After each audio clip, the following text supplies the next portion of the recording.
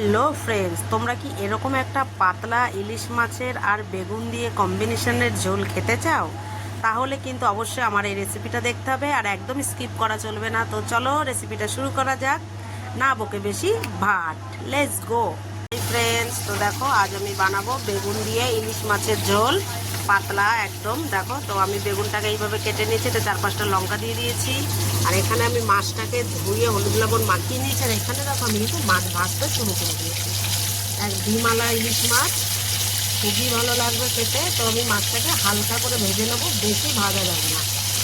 যেহেতু এটা কাঁচাও করা যায়, কিন্তু আমি কাঁচা করবো না, আমি ভেজেই করবো, ঠিক আছে? তাহলে খেতে একটু টেস্ট হয়। কাঁচা করলে কি আমার একটু তেতো ভাবটা লাগে, তাই জন্য এটাকে আমি এরকমই করব। তো মাছটা আমার প্রায় ভাজা হয়ে গেছে, আমি এবার এটাকে নামিয়ে দেবো। আর বাকি মাছটাও আমি একই প্রসেসে ভেজে নেবো। তো দেখো বন্ধুরা, বাকি মাছটাও কিন্তু আমার ভাজা হয়ে গেছে। এবার আমি মাছগুলোকে নামিয়ে দেবো। একই প্রসেসে আমি সব মাছগুলোকে ডিমালা ইলিশ, খেতে কিন্তু খুবই টেস্টি লাগবে। দেখতেই পাচ্ছ, হালকা ভাজতে হবে, এগুলোকে বেশি ভাজা যাবে না। হালকা বেশি ভেজে তুললে কড়া লাগবে। তোমার যে ইচ্ছা মতো তোমরা ভাজতে পারো, এটাকে অসুবিধা করতে দিলে হালকা ভাজাটাই বেশি ভালো লাগবে। তো দেখো, ওই তেলেই আমি দিয়ে দেবো একটু কালো জিরে, আর এই কেটে রাখা বেগুনগুলো আমি দিয়ে দেবো।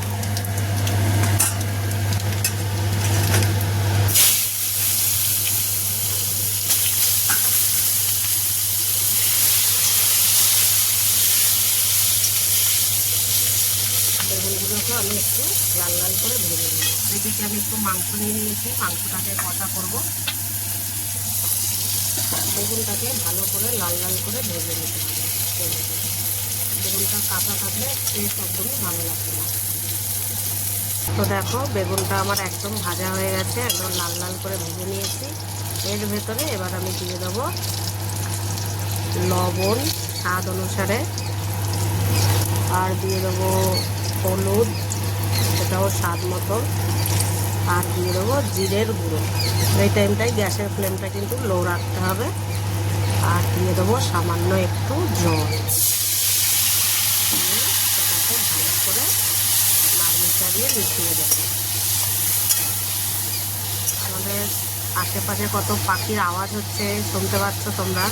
পাখির গুঞ্জন খুবই ভালো লাগে। রোজ আমাদের এখানে এরকম পাখিরা খায় দায় আর এরকম করে কিচিরমিচির করে, শুনতে কিন্তু ভালোই লাগে। আর একটা মনোরমা, খুবই সুন্দর লাগে।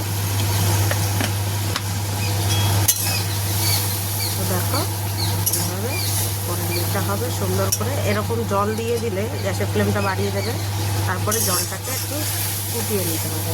তাহলে কি মশলাটা পুড়ে যাবে না, আর সুন্দর করে এর সাথে মিশে যাবে। দেখো, দেখতে পাচ্ছ মশলা থেকে তেল বেরোতে শুরু করেছে। এবার আমি বাকি পুরো জলটাই দিয়ে দেবো।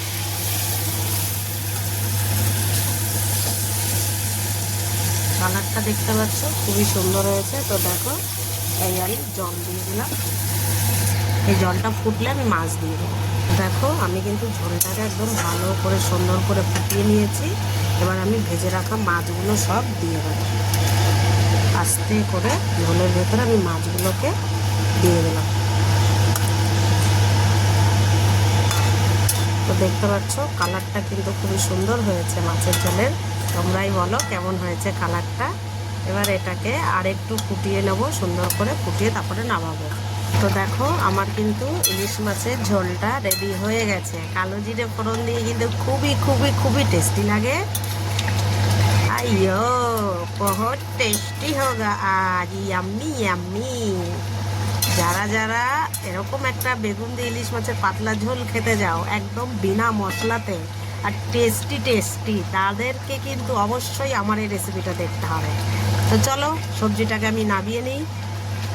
তো দেখো, আমার এই মাছের ঝোলটা কিন্তু হয়ে গেছে। তো তোমরা যারা যারা এরকম একটা রেসিপি পেতে চাও, আমার ভিডিওটা অবশ্যই দেখে নিও। আর ভালো লাগলে অবশ্যই লাইক, কমেন্ট, শেয়ার, সাবস্ক্রাইব করতে একদম ভুলবে না।